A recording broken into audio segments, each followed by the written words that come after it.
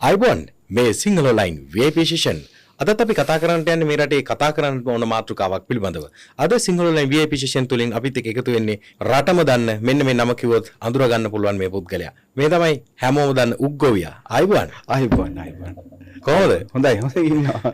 කොහොමද මොකද්ද පුතුගේ සම්පූර්ණ නම? මම චානක බණ්ඩාර ගුණතිලක. මට බණ්ඩාර කියන්නේ හැමෝම මේ රටේ මට ආදරයට ගෙන් නම. ඒක මට පටබැඳිච්ච නමක්. ඉතින් ඒ නමෙන් තමයි මම හඳුන්වන්නේ කට්ටිය චානක බණ්ඩාර කියලා. දැන් මේ හැමෝම දන්නේ උග්ගොවියා කිව්වහම. මොකද්ද මේ උග්ගොවියා කියන නමත් එක්ක පටබැඳුණු සංකල්පය? ඉතින් මේකයි ඒ උග්ගොවියන්ගේ ප්‍රශ්න වලට මැදිහත් වෙන්න කලින් අපි 2022 මේ ජනඅරගලවත් අපි හිටපු සක්‍රීය අරගලකරුවෝ. එතකොට ඉතින් අර නූතනයේ ඉන්න Facebook එකේ කමෙන්ට් කරන ඇතැම් බලකායල්ල ඉන්න සංවිධානාත්මක පිරිස් අපි ගැන අනවබෝධයෙන් යුතුව කමෙන්ට් කරනවා. ඉතින් ඒ ගැන අපි තරහ ගන්නෙ නෑ. ඉතින් ඒගොල්ලන්ගේ අයිතිය කමෙන්ට් කරන එක. ඉතින් උග්ගොවියන්ගේ ප්‍රශ්නේ කියලා කියන්නේ මේ රටේ සම්පූර්ණ අපේ ජාතික සම්පතක් බේර ගන්න කරපු අරගලයක්. හැබැයි ඔබට මේ කියන්නේ ඔබ වෘත්තිමය වශයෙන් ගොවියෙක් නෙවෙයිනේ. ඒ කියන්නේ ඔබට අදාළ නැති මාතෘකාවට ඔබගෙන් ඔළුව දාලා හදාගත්ත නමක් මේක. නෑ එහෙම නෙමෙයි. දැන් මේ වෙලා තියෙන්නේ දැන් අපි අහන්නේ එතකොට මේ රටේ අනුර කුමාරගේ නාමල් කරුණාරත්නට පුළුවන් වීගොවිය විතරක් වෙනුවෙන් ප්‍රශ්න වලට මැදිහත් වෙන්නේ නෑ. සෑම පුරවැසියෙකුගේ ප්‍රශ්නයක් වෙනුවෙන් ඕනම පුරවැසියෙකුට ගිහිල්ලා මැදිහත් වීම අයිතියක් තියෙනවා දේශපාලන ක්‍රියාකාරකයන් විදිහට. ඒක තමයි දේශපාලනය කියලා කියන්නේ. ඒතර එක තැනකට ලත්තනම ලොබ්බලා එක තැනකම ඉඳගෙන එකම ක්ෂේත්‍රයක් ගැන කතා කරනවා නම් ඔහු පොලිටිෂියන් කෙනෙක් වෙන්නේ නැහැ. මොකද මගේ දේශපාලන ගුරුවරයා ජයවර්ධනපුර විශ්වවිද්‍යාලයේ මට උගන්වපු මහාචාර්ය ටෙරස් පුරුසිංහ. මහාචාර්ය ටෙරස් පුරුසිංහ මට කියනවා ළමයි ඕගොල්ලෝ දේශපාලන විද්‍යාව ඉගෙන ගන්නවා. දේශපාලන විද්‍යාව නෙමෙයි. දේශපාලනය ඉගෙන කරන මිනිස්සු පාර්ලිමේන්තුවේ ඉන්න මිනිස්සු දාර්ශනිකයෝ වගේ මිනිස්සු ඉන්නවා. දාර්ශනිකයෝ හිටියේ ඒ කාලේ ප්ලේටෝලා, සොක්‍රටිස්ලා, ඇරිස්ටෝටල්ලා දාර්ශනිකයෝ. දාර්ශනිකයාට කෘෂි කර්මාන්තය, බීජ ගණිතය, තාරකා විද්‍යාව, තර්ක ශාස්ත්‍රය, දේශපාලනය, කලාව, ඉතිහාසය සම්බන්ධ පට්ට දැනුමක් තිබුණා. ඒ මිනිස්සු ලෝකෙටම හසල දැනුමක් ගන්න මේ ලෝකේ චේන්ජ් කරන්න යම්කිසි සංකල්ප, ආකල්ප, යම්කිසි දර්ශනයන් ලෝකෙට ගෙනාවේ ඒ මිනිස්සු ඇත්තරම දාර්ශනිකයෝ ඉඳලා. අද මේ රටේ දාර්ශනිකයෝ නෑනේ. මේ රටේ දේශපාලඥය කියලා කියන්නේ දැන් අපි අහන්නේ ඔය කමෙන්ට් කරන අයගෙන් එකම තැන අපි ඉන්න ඕනද? එතකොට එකම තැන විතරද අපි අධ්‍යයනය කරන්න නෑ. මම කියන්නේ සෑම පුරවැසියෙම සෑම ක්ෂේත්‍රයක් ගැනම අධ්‍යාපනයක් තියෙනවා. ඒකනේ අද විජිතහෙරට වෙලා තියෙන්නේ. විජිතහෙරත් විදේශ කටයුතු සම්බන්ධ සබ්ජෙක්ට් එක අධ්‍යයනයක් නැත්නම් අද විදේශ කටයුතු අමාත්‍යවරයා විදියට කියලා පිටරටවල ගිහින් අනාගැනිල්ල බලන්නකෝ. ඒත් අපි අහන්නේ දැන් අපි රටේ පුරවැසියන්ගේ ප්‍රශ්න තියෙනවා. අපි දේශපාලන ක්‍රියා සංවිධානයක් විදියට ජනාරගලේ පුරවැසියෝ විදියට පක්ෂ රෙජිස්ටර් කරන්න ඉල්ලුවේ අරගලයේ තුල ඉඳලා දින 100 සපිරනකොට මුල්ම දේශපාලන පක්ෂය අරගලයේ තුල නිර්මාණය කරපු ජනාරගලේ පුරවැසියෝ. ඒක ප්‍රධාන ලේකම් මම. එතකොට ඔය කමෙන්ට් කරන අය ඒව දන්නේ නැහැනේ. ඒගොල්ලෝ නොදැනනේ කමෙන්ට් කරන. එතකොට රටේ පුරවැසියෝ අපිට කතා කරලා කියනකොට සංවිධානයක් විදියට හම්බන්තොට ප්‍රශ්නයක් තියෙනවා, සෙවණගල ගෝයන්ගේ ප්‍රශ්නයක් තියෙනවා, දඹුල්ලේ ලුණු ගෝයන්ගේ ප්‍රශ්නයක් තියෙනවා, තරුණසියා සභාවේ ප්‍රශ්නයක් තියෙනවා, පොලිස් ඩිපාර්ට්මන්ට් එකේ ගල්කිසි පොලිස් කොස්තාප කරන කෙනෙක් ලෝයකට ප්‍රහාරයක් කළා කරා, ලෝය රාලහම ඉන්ටඩික් කරා, ඒකට මැදිහත් වෙන්න කියලා කියනවා. එතකොට දේශපාලන සංවිධාන විදියට අනුර කුමාරගේ ඉන්න ටීම් වලට විතර ගිහිල්ලා විතරද ප්‍රශ්න වලට මැදිහත් වෙන්න පුළුවන්. අපි හැමතැනම බහිනවා. පුළුවන් නම් නවත්තන්න. නෑ මේකේ තියෙන ප්‍රශ්නේ දැන් ඔබ ගුරු සංගම් වල විරෝධතාවල දකිනවා. ඔව්. සංවර්ධන නිලධාරී උද්ඝෝෂණ වල දකිනවා. මම හිටපු සංවර්ධන නිලධාරී ඉන්නේ. ඔබ මොකද කොයි සංවර්ධන මම 2020 පාන්දුර ප්‍රාදේශීය ඉලක්කම මම පාන්දුර ප්‍රාදේශීය ඉලක්කමේ සංවර්ධන නිලධාරියෙක් විදිහට අවුරුදු 2ක් වැඩ කරපු කෙනා. ඒ කියන්නේ උපාධිධාරියද? මම උපාධිධාරී. උපාධිධාරී නැතු විශ්වවිද්‍යාල ජයවර්ධන විශ්වවිද්‍යාලේ. කොයි කාලෙද? 2012 මම බැච් එක අවුට් වුණේ. ඔව්. එතකොට දැන් හරි සංවර්ධන නිලධාරියකට යන්නේ හරි කියමුකෝ. එතකොට ගුරු මේ උද්ඝෝෂණයට යන්නේ. ඉතින් නෑ මේ මිනිස්සුන්ට තියෙන ප්‍රශ්නේ දැන් ඔබ රටේ පුරවැසියෙක් විදියට හරි ඔබගේ අයිතිවාසිකම හරි පක්ෂ විදියට හරි දේශපාලන ක්‍රියාවත් හරි හැම එකටම යන එක ප්‍රශ්නයක් නැහැ. ඒක ප්‍රශ්නයක් නැහැ. දැන් මේ වෘත්තිමය වශයෙන් කරන උද්ඝෝෂණ වලටත් ඔබ සහභාගී වෙනවනේ. නෑ වෘත්තිමය වශයෙන් කියලා උද්ඝෝෂණ කියලා බඳුන්වන්නේ මොකක්ද? දැන් ගුරුවරුන්ගේ ගැටලුවකට ගුරුවරුන් යන්නේ ඉදිරිපත් වෙන්නේ. එතකොට ඒ වගේ තැන්වලදී ඔබ දකිනවා අපි. ඔය ඉන්න දැන් මං අහන්නේ දැන් ගුරුවරුන්ගේ වෘත්තීය සමිතිය තියෙනවානේ. ඔය ගුරුවරුන්ගේ වෘත්තීය සමිතියක් ලියාපදිංචි කරනකොට ඕනෑම රාජ්‍ය ආයතනයක ඒ රාජ්‍ය ආයතනයක දැන් ඔබ ගුරුවරයෙක් නම් ගුරුවරුන්ගෙන් සභාපති ලේකම් භාණ්ඩාගාරික පත් වෙනකොට වෘත්තීය සමිතිය ආඥා පනත අනුව ඒ ක්ෂේත්‍රයේ නැති ඒ අධ්‍යයනයේ කටයුතු නැති වෙනත් සිවිල් පුද්ගලයෙක් වෘත්තීය සමිතිය ඇතුළත් කරන්න පුළුවන්. එතකොට උදාහරණයක් වශයෙන් ගත්තොත් එහෙම ගුරුවරයෙක් නොවන කෙනෙක් නුවණ කෙනෙක් ඇතුළත් කරන්න පුළුවන්. ව්‍යවස්ථානුකූලව. ව්‍යවස්ථානුකූලව. එතකොට අන්න ඒවා මේ රටේ මිනිස්සු දන්නේ නැහැනේ. එතකොට අපි පුරවැසියන්ගේ ප්‍රශ්න වෙනකොට රට පුරා ඒ පුරවැසියෝ මේ රටේ ඉන්න පාලකයන්ට කතා කරනකොට අපිට කතා කරන්නේයි. ඇවිල්ලා මැදිහත් වෙනවා කියලා. අපිට මොන හරි දෙයක් ඒ මිනිස්සු බලාපොරොත්තු වෙනවා. අපි ගිහිල්ලා ඒ මිනිස්සුන් දෙයක් කරයි කියලා. එතකොට අපි ඒ දේ කරන හින්දා තමයි මේ මිනිස්සු අපිට කතා කරන්නේ. හැබැයි කමෙන්ට් කරන්නේ ඒ ගැන අනවබෝධයේ මිනිස්සු කිසිම දෙයක් දන්නේ නැති හින්දා. ඔබ හොඳට බලන්න ඔය කමෙන්ට් කරන අය රුපියල් 7 වලට කමෙන්ට් කරන අය දැන් අපි ගත්තොත් එහෙම Facebook එකේ කමෙන්ට් එක රුපියල් 10යි දැන්. good comment bad comments දෙකම කරන්න පුළුවන්. ඒක හොඳ ඒක කියන්නේ නැහැ නේ කවුරුත්. විශ්වාසෙන්ද කියන්නේ? ඔව් විශ්වාසෙන් කියන්නේ. විශ්වාසෙන් කියන්නේ. කමෙන්ට් එක රුපියල් 10යි. කමෙන්ට් එක රුපියල් 10යි. ඒ කියන්නේ ඔයා කියන්නේ දැන් මේ මිනිස්සු සල්ලි දීලා කමෙන්ට් කරනවා. ඔව් ඒක ජොබ් එකක් ඒගොල්ලන්ගේ. දැන් ඔබට ඕන නම් ඔබේ නාලිකාවට කමෙන්ට් 1000ක් ගන්න ඔබ රුපියල් 1000ක් දුන්නොත් ඔබට කමෙන්ට් 100ක් දෙනවා. එහෙම ආයතන අද රටේ තියෙනවා. එතකොට මම සල්ලි ගෙවන තරමට මට good comment එනවා. මම ඔබව වේචනය කරන්න ඕන නම් මම ඔබට bad comments දෙන්න ඕන නම් මම ඒකට ඒගොල්ලන්ට payment එකක් දෙනවා. එතකොට ඒගොල්ලෝ bad comments දානවා ඔබට. හරිද? එතකොට මේක මේ සමාජ මාධ්‍ය අද අපයෝජනෙට ලක් වෙලා තියෙනවා. එතකොට සැබෑ මිනිසා කවුද කියන එක සමාජයේ ඉන්න මිනිස්සුන්ට අඳුර ගන්න බැරි විදියට මයින්ඩ් ස්පොයිල් වෙලා තියෙනවා. ඉතින් ඒක අඳුර ගන්න ටික කාලයක් යනවා. ඇත්තටම. දැන් ඔබේ නාලිකාව මාව ගියල්ලා මෙහෙම ප්‍රශ්න කරාට මට වෙන නාලිකාවලින් මෙහෙම ගියලා ප්‍රශ්න කරලා නෑනේ. ඇයි ඔබ කවුද කින්ද මන්ද කියලා. ඇත්තටම මිනිස්සු ටික කාලයක් යනකොට අපි කවුද කියලා අඳුර ගන්න. දැන් හරි දැන් ඔබතුමා කියන්නේ දැන් මේ වෘත්තී නොවන කීප දෙනෙක් ඒ සංවිධාන වලට ඇතුල් කරන්න පුළුවන් කියලා. ලංකාවේ එහෙම සංවිධාන කීපයක ඔබ ඉන්නවද? කීයක ඉන්නවද?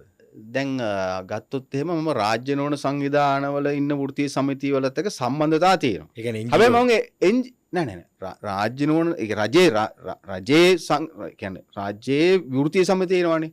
රජයේ වෘත්තීය සමිතියත් එක්ක එතකොට සම්බන්ධතා තියෙනවා. පෞද්ගලික අංශයේ වෘත්තීය සමිතිය සම්බන්ධතා තියෙනවා.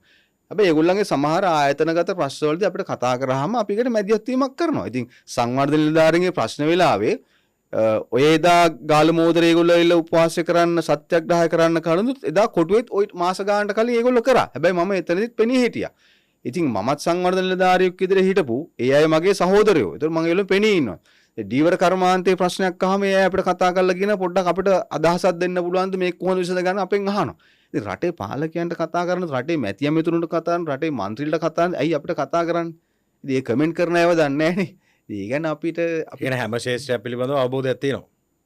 ඒක තමයි මගේ දේශපාලන ගුරුවරයා කිව්වේ ඔබ දේශපාලඥයෙක් වෙනව නම් සෑම ක්ෂේත්‍රයක් ගැනම අධ්‍යයනයක් කරන්න.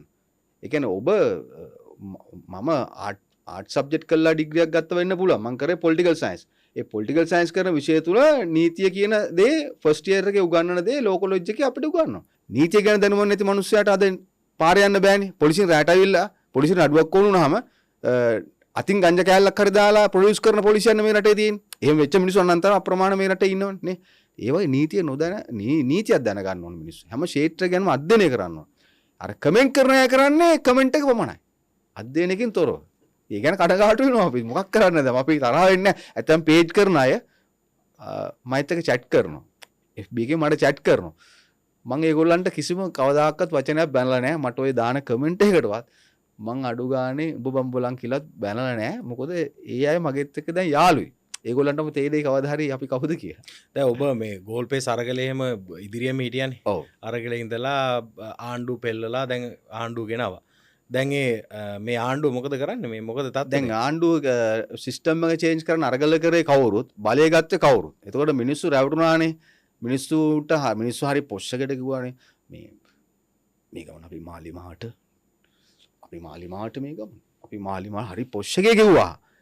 ඒ පොෂ්ෂකේ කියපුවා දැන් අන්න ගෑස් පෝලිං වල ඉන්නවා. දැන් අපි දන්නවා මේ ප්‍රශ්න වෙනවා කියලා හේතුව මේගොල්ලෝ කරේ රටේ තියෙන රනිල් වික්‍රමසිංහ යනකොට යම් ඩොලර් සංචිතයක් පොඩ්ඩක් ඉතුරු කරලා ගියා. රට පොඩ්ඩක් ගොඩ දාලා ස්ටෙප් එකක් තියලා ගියා. බිලියන 6.2 වගේ ප්‍රමාණයක්. මේගොල්ලෝ කරේ මොකද්ද? එක පන්තියක් ක්ලාස් එක මිඩල් ක්ලාස් එක සතුරු කරන්න මේගොල්ලෝ බයිට් වාහන කෝටි ගණන් වල වාහන ගෙන්නවා. හැබැයි ගෙන්නලා මේගොල්ලෝ මොකද්ද කරේ? ඩොලර් වලින් නෙමෙයි ටැක්ස් එක එකතු කරේ මහා භාණ්ඩාගාරයට. රුපියල් වලින්. දැන් සාමාන්‍ය ලක්ෂ 10ක වටිනාකමක වාහනයක් ලංකාවට ගාලා මේගොල්ලෝ කෝටියක් බද්ද ගන්නවා. කෝටි ගණන් එකතු කරලා මේගොල්ලෝ කියනවා බිලියන් කරා මහා බැංකුවේ දෙන. හැබැයි රුපියල් වලින්. දැන් රුපියල් වලින් බද්ද එකතු කළා පරිප්පු වැටේ ගේන්නේ සුදු ලුණු ගෙඩිය ගේන්නේ අල ගෙඩිය ගේන්නේ ඔක්කොම පිටරටින් නම් ඒ ඔක්කොම ගේන්න ඩොලර් වලනේ. එතකොට දැන් වාහන ටික ගෙනල්ලා මේ හම්බන්තොට හැමතැනම පාරේ අලුත් වාහන දිව්වයි කියලා රටට ප්‍රොඩක්ෂන් ඉකොනොමි එක කටේ නැත්තම් ඉකොනොමි එක ප්‍රොඩක්ෂන් එකක් ඉකොනොමියක් නෙමෙයි නම් මේ රටේ තියෙන්නේ. ආනයන මත වාහන මත රඳාපවතල ඒ එන වාහන වලින් රුපියල් වලින් බදු අරගෙන මිනිස්සුන්ට කන්න දෙන්න හදනවා නම් රටේ නිෂ්පාදන ආර්ථිකය නැත්තම් කොහොමද මිනිස්සු කන්නේ? රටේ ඩොලර් නැත්තම් කොහොමද ගෑස් ගේන්නේ? රටේ ඩොලර් නැත්තම් කොහොමද තෙල් ගේන්නේ? ප්‍රශ්නයක් නේ. කියන්නේ ඔබ කියන්නේ මේ රාජ්‍ය තාන්ත්‍රය කියන්නේ මේ පාලනය අසමත් කියන එක. ෆේල්. හිටින්දර මිනිස්සු කියනවා එදා මිනිස්සු කියනවා මෙහෙම කතාවක්. ටිල්ලින් සින්ලට එන්න කියාපේ මේවට උත්තර දෙන්න කියාපේ. මිනිස්සු කියනවා. මිනිස්සු බහිව පාරට මේක නවත්තන්න බෑ. එතකොට දැන් බලන්න ඒ උද්ඝෝෂණෙත් මුලින්ම ඉන්නේ ඔබතුමාද? අපි දැන් මේ දවස්වල ආවේක්ෂණය කරනවා. අපි ආවේක්ෂණය කරමින් ඉන්න ජනතාවගේ පෝලිං වලට අපි ගිහිල්ලා බලනවා. ජනතාවත් එක්ක කතා කරනවා. ඒ කියන්නේ උද්ඝෝෂණයක් කොහම හරි නෑ නෑ අපිට උද්ඝෝෂණයක් අපිට බලහත්කාරයෙන් ගේන්න ඕනේ නෑ. ඒ ජනතාව දැන් තෙරපිලා ඉන්නේ. මොකද ඔය 68 ලක්ෂ ඡන්ද දීපු මිනිස්සු මං එනකොට පාන්දුරේ පොලිමේ මට කියපු මූන්ටම කියපු අය අපි මේ ගාන මාලිමාට කියලා අපි එක්සත් ප්‍රජාතන්ත්‍රවාදී හඬ මේ පක්ෂෙන් ඡන්ද දිලන කළුතර දිස්ත්‍රික්කෙට කවුද පක්ෂ නායකයා? පක්ෂ නායකයා රංජන රාමනායක හිටියේ. එතකොට එවලේ අපිට පක්ෂයක් තිබුණේ අරගලයට ඡන්ද. ඔබ මැතිවරණේ මනාප කීයක් ගත්තද? අපිට සකලතර දිස්ත්‍රික්කෙන් ඡන්ද 7400ක් තියෙනවා. අපිට ආසනයක් ගන්න මදි වුණේ ඡන්ද 4000ක් වගේ ප්‍රමාණයක්. හරිද? එතකොට අපි ලංකාවේ දේශපාලන ප්‍රථම මුලින්ම ඡන්දෙල්ලුවේ දිස්ත්‍රික්ක නාමයකට. ඒ දිස්ත්‍රික්ක නාමයකටත් ඒ පක්ෂයට තියෙනවා ඡන්ද 84000. තව 4000ක් තිබුණා ජාතික ලැයිස්තුව එකක් එනවා. ඒ තිබිච්ච සති 3 කාල සීමාව තුළ තමයි ওই පක්ෂයේ ඡන්දයට ආවේ. හැබැයි දැඩි ලෙස විරජනය කරා දෙමළ ඩයස්පෝරාවේ සල්ලි අරගෙන අපි ඡන්ද ඉල්ලනවා කියලා. අපි මේකටත් එහෙම පොඩි මේ සැකයක් තියෙනවා. ඒක NGO එකක් ඩයස්පෝරාවේ හරි සල්ලි අරගෙන තමයි ඔබතුමාලා මේ උද්ඝෝෂණ පස්සේ යන්නේ මේවා කරන්නේ රටේ ප්‍රශ්න ඇති කරන්න කියලා. දැන් එතකොට අපි අහන්නේ ජනතා විමුක්ති පෙරමුණේ පැලවත්ත කාර්යාලයේ JVP ඩයස්පෝරා ගැන මේ සල්ලි දෙන්න. දැන් මම එක උදාහරණයක් අහන්නම්. දැන් මේ රටේ දිට්ට කුණුසුලකට ආවා. රට නැත්තර නැති වුණා. මහ බැංකුව නිවේදනයකුත් කරා පිටරටින් එන ඩොලර් දාන්න මෙන්න ආපදාට උදව් කරනට මෙන්න ඩොලර් දාන account එක. මෙන්න රුපියල් account එක. මේ ආණ්ඩුව කියන්න ඕන පැලවත්ත කාර්යාලයට ගියක් කිව්වද ඒගොල්ලන්ගේ ඩයස්පෝරා එක. මේ ආණ්ඩුව කියන්න ඕන මහ බැංකුවේ ඩොලර් දාන්න කිව්ව account එකට කීයක් ආවද? මහ බැංකුවේ රුපියල් දාන්න ආපුව ඩොලර් මේ නැතුව රුපියල් වලින් කීයක් ආවද? කීයක් ආවද කියන්න දෙන්න උත්තර ආණ්ඩුව. දෙන්න. අපි අහන්නේ එච්චරයි. ඒ කියන්නේ පැලවත්ත කාර්යාලයට ඩයස්පෝරාවෙන් සල්ලි දෙන්න කියලාද කියන්නේ? ඉතින් පැලවත්ත පක්ෂ කාර්යාලය හැදුවේ JVP ඩයස්පෝරාවනේ. ඩයස්පෝරාව කියන්නේ මේ රටෙන් පිටින් රටෙන් ඉන්නේ උන් ටික. ඉතින් උන් මේ රටේ තමන්ගේ පක්ෂ කාර්යාලය හදන සල්ලි එවනවා නම් උන් කියනවා නම් උන් පඩි ගන්නෙ නෑ කියලා පාර්ලිමේන්තු එකේ සියලු මන්ත්‍රීවරුන්ගේ වැටුව පැලවත්ත කාර්යාලයට හරවලා පැලවත්ත කාර්යාලය නම් ඒගොල්ලෝ පඩි නඩි ගෙවන්නේ. ඉතින් මොකද්ද සල්ලි නැතුව මේ කොහොමද මේ දේශපාලනය කරන්නේ? දැන් ඩයස්පෝරාව කියන එකෙන් ඔබ අදහස් දක්වන්නේ දැන් මේ අර අපේ පාර්ලිමේන්තු මන්ත්‍රීතුමා අර්චුනා මන්ත්‍රීතුමා එක අවස්ථාවක පැහැදිලි කරනවා ඩයස්පෝරාව කියන්නේ මේ අපි කොටි හිතවාදීන්ගේ අපේ සංවිධානයක් තමයි මෙතන තියෙන්නේ කියන එක. දැන් ඔබතුමා කෙලින්ම චෝදනා කරනවා මේ ඩයස්පෝරාවේ සල්ලි වලින් තමයි පැලවත්ත කාර්යාලය හැදුවේ කියලා. ඔබතුමා ඒ කියන්නේ ඔබතුමා මේ කියන්නේ පැලවත්ත කාර්යාලයේ එහෙම නැත්නම් මේ පාලන තන්ත්‍රයේ LTT හිතවාදීන් එක්ක සමීපයි කියන කාරණේද? දැන් එහෙමයි ගත්තොත් එහෙම දැන් ඩයස්පෝරාවත් එක්ක සම්බන්ධයි කියන එක කාරණේත් එක්ක සම්බන්ධයි. සිංහල ඩයස්පෝරා එක වෙනම ඉන්නවා. තමිල් ඩයස්පෝරා එක වෙනම ඉන්නවා. පැලවත්ත කාර්යාලයට හිතවත් සිංහල සහ දෙමළ ඩයස්පෝරා එක වෙනම ඉන්නවා. ඒතර ඒ ඔක්කොම ඒගොල්ලන්ට ෆන්ඩ් කරනවා. හරිද? ඉතින් ඒගොල්ලෝ ෆන්ඩ් කරනවා. ඒතර මුස්ලිම් අයත් ෆන්ඩ් කරනවා. අද මේ රටේ ඔබ ඇහුවොත් එහෙම තොරතුරු දැනගැනීමේ පනත යටතේ මැතිවරණ කමිෂන් එකෙන් අහලා බලන්න ගිහිල්ලා පක්ෂයක් විදිහට ලංකාවේ වැඩිම මූල්‍යවත්කම් තියෙන පක්ෂය මොකක්ද කියලා අහන්න. ඔබතුමා අහන්න ගිහිල්ලා ප්‍රශ්නයක් තොරතුරු දැනගැනීමේ රයිට් ඉන්ෆර්මේෂන් එක යටතේ මොකද තියෙන මේ තත්ත්වය? ඒතොර තේරෙයි. එතකොට දැන් ඩයස්පෝරා කියලා කිව්වම රටෙන් පිටත ඉන්න අය. ඒගොල්ලෝ සිංහලෝ වෙන්න පුළුවන්, දෙමළෝ වෙන්න පුළුවන්, මුස්ලිම් වෙන්න පුළුවන්, රටෙන් පිටත ඉන්න මිනිස්සු. හැබැයි සිංහල ඩයස්පෝරාව ගැන මම අද ඇහුවේ. ඔව්. ඉතින් ඒකනේ දැන් මිනිස්සු හිතනවා ඩයස්පෝරා ගුවහම මේ දෙමළ කියලා. දෙමළ කතාවක් නෑ. අපි ඔක්කොම දැන් සිංහල යන්ට උදව් කරන මිනිස්සු සිංහල ඩයස්පෝරා එක. දෙමළට තමිල් ඩයස්පෝරා එක. මුස්ලිම්ස්ලට උදව් කරන මුස්ලිම් ඩයස්පෝරා එක. මේ රටෙන් ඔබට ගිහිල්ලා පිටරට ඉඳලා ඉන්න ඔක්කොම ශ්‍රී ලාංකික ඩයස්පෝරා එක ගත්තොත් එහෙම අපි රටක් වශයෙන් ගත්තොත් ලංකාවේ ඩයස්පෝරා එක. ඉතින් ඒගොල්ලෝ මේ රටට ඩොලර් සෙවනවා. එතකොට දේශපාලන ව්‍යාපාරයක් පවත්වාගෙන ඩොලර් ඕන, සල්ලි ඕන. එහෙනම් ඉතින් පැලවත්ත කාර්යාලයේ රන් කරන්නේත් එහෙම සල්ලි. ඒතර අපිට ඡන්දෙට අපිට චෝදනා කරේ මේ ඩයස්පෝරාගේ සල්ලි. හරි අපි අහන්නකෝ මෙහෙම.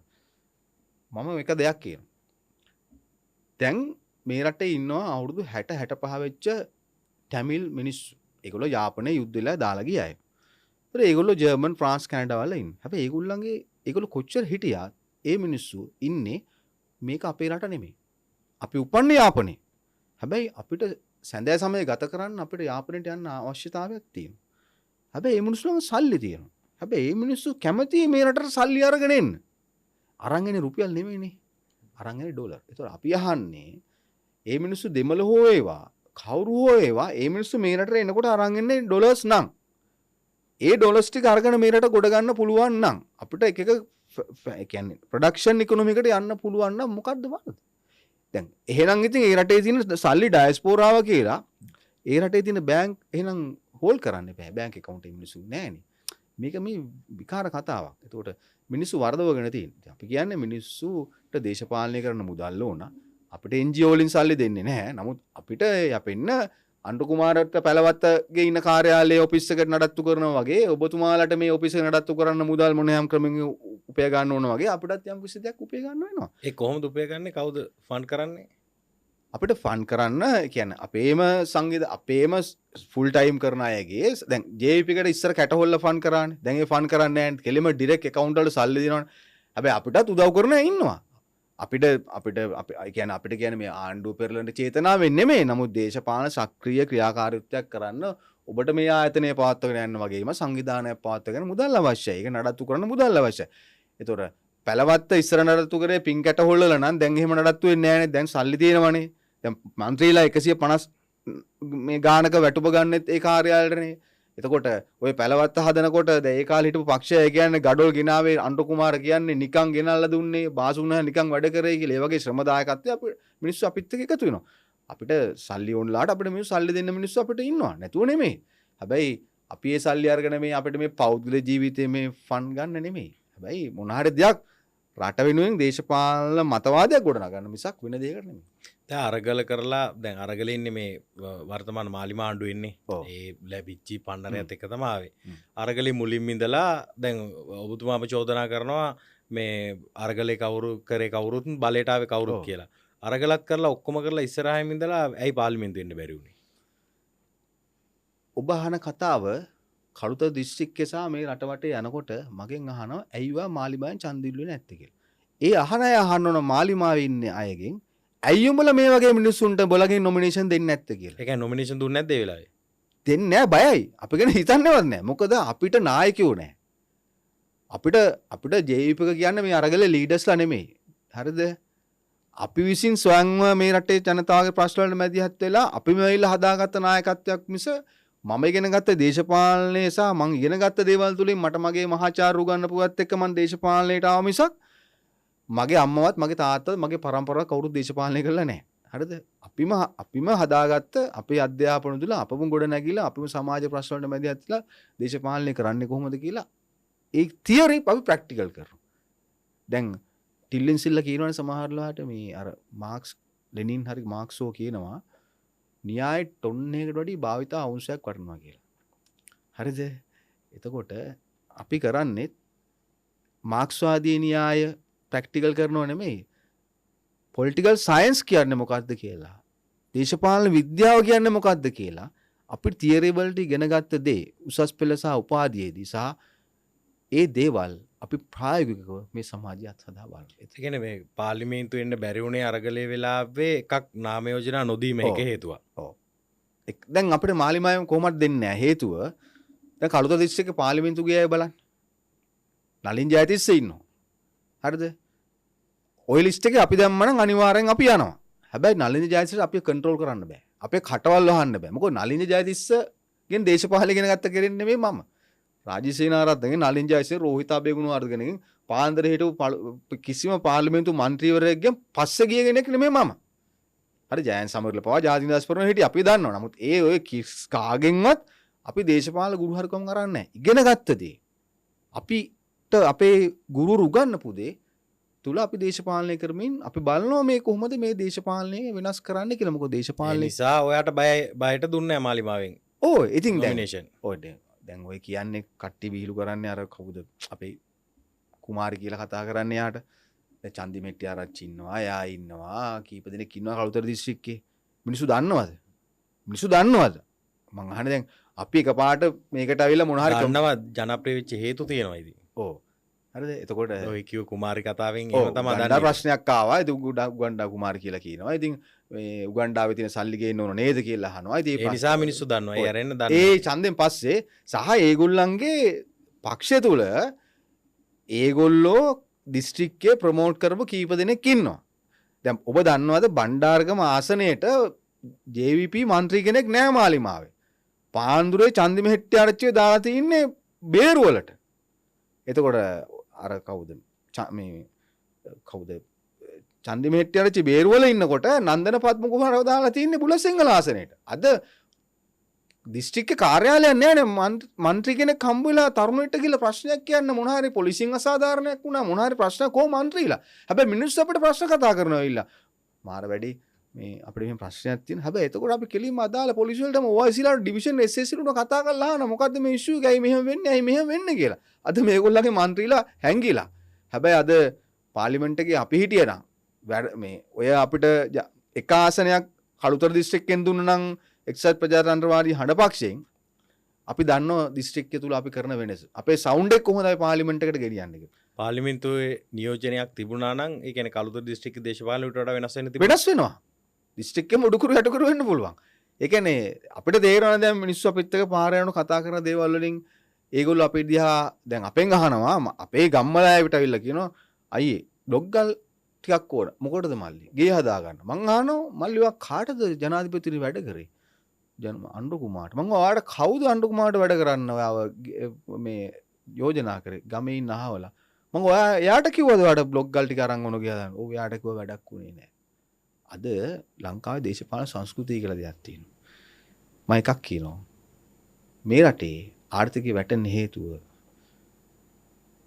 අවුරුදු 75 තිස්සේ 76 තිස්සේ 77 තිස්සේ ආර්ථිකයේ දූෂණය වුණා කියලා කියනවා. සාපේ කියලා කියනවා. ඔව් සාපේ. දූෂිත ආර්ථිකයක් රෝල් වෙන්නේ දූෂිත ක්‍රමවලින්.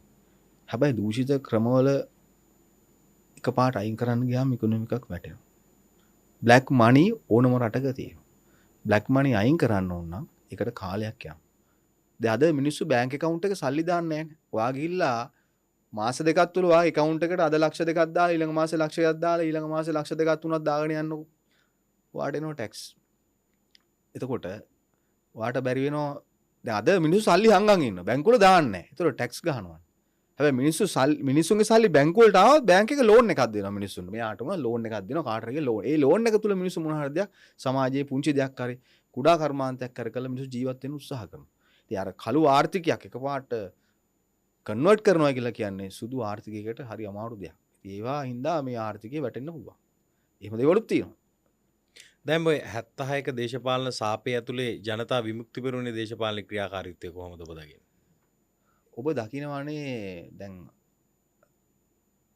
89 ටයර් සෑවල් උඩින් දුව පැන ඇවිදිච්ච අය කාලේ මට මතකයි. මම පොඩි. හැබැයි මම සියසින් දැක්කා. එතකොට පොලිසිවල අයව ඝාතනය කරලා හමුදාලා ඝාතනය කරන්න හදපු හැටි අපිට මතකයි. 71 කරල්ල අපි දැකලා තිබුණේ නැහැ. හරිද? ඒ ගැන විස්තර අහලා තිනවා. අතිශෝක්තියෙන් අපි දැක්කවය කියන්න ඕනේ නැහැ. අපි කියවීමක් තියෙනවා. 89 ලයිව් අපිට මතකයි. නමුත් ඒගොල්ලෝ බලයට එන්න කලින් 76 වසරක හරි 7 වසරක හරි සාපය තුල ඒගොල්ලොත් ඒ සාපේ කොටස්කරු. හේතුව දැන් 71 කැරැල්ල කියලා කියන්නේ ඒගොල්ලෝ සමාජවාදයන් කතා කරේ. සිරිමාව බණ්ඩාරනායක සමාජවාදී සමාජ රාජ්‍යයක් උදෙසා මේක අරගෙන යන්න හදනවනේ. 72 ජනරාජ්‍ය ව්‍යවස්ථාව හදනවනේ. සමාජවාදී එක්සත් ප්‍රජාතන්ත්‍රවාදී සමාජවාදී ජනරාජ්‍ය කියලා හදනවා. ඊට කලින් අපේ බ්‍රිටිෂ් ලෝ එකට සම්පූර්ණයෙන්ම යටත් වෙලා තිබුණා. හැබැයි 71කින් පස්සෙත් ආර්ථිකේ එතනත් ලොකු අවුලක් එනවා. 89 ලොකු අවුලක් එනවා. ඔබට මතක නැති වුණාට මතකයි මට අපේ ගම්වල තිබිච්ච ට්‍රාන්ස්ෆෝමර් ගිනි තිබ්බ හැටි.